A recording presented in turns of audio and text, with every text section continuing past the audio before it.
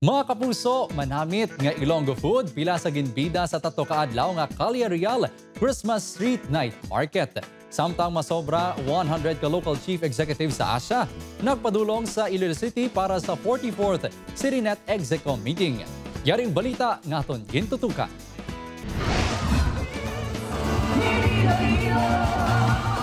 My heart beats in Iloilo.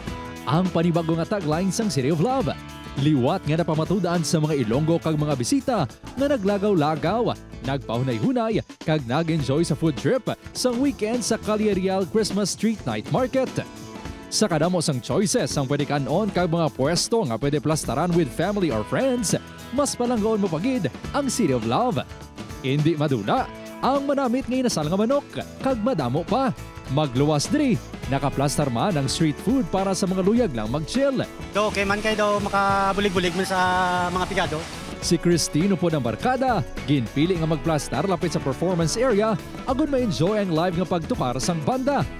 Duka unique lang sa vibes. Daw mo nilang yun naka-encounter ko nga dire sa city nga gamani mo niya. Ginakabig sang Iloilo City LGU nga madinalagon ang ikaduwang edisyon sang kahiwatan. We're happy with the turnout, increased number of vendors, increased number of mga nag-attend pala. We were also able to streamline the task. Plano sang LGU nga maghiwat sang kaanggid nga aktibidad sa Disyembre. Samtang masobra isa kagatos ka local chief executive sa Asia ang nagpadulong sa Iloilo City para sa 44th CityNet Execo meeting kung saan itimong ang Sustainable Development Goals sa Asia-Pacific region. Tinutuyo sa aktibidad, matalakay kag masolusyonan ang mga isyu sa climate change, housing, waste management kag iban pa. Each city is helping. They find ways how they can help each other move or level up also the cities that are members of the CityNet. Ginalauman nga paagi sini, mas mapasanyog pa ang ekonomiya kag turismo sang kada syudad.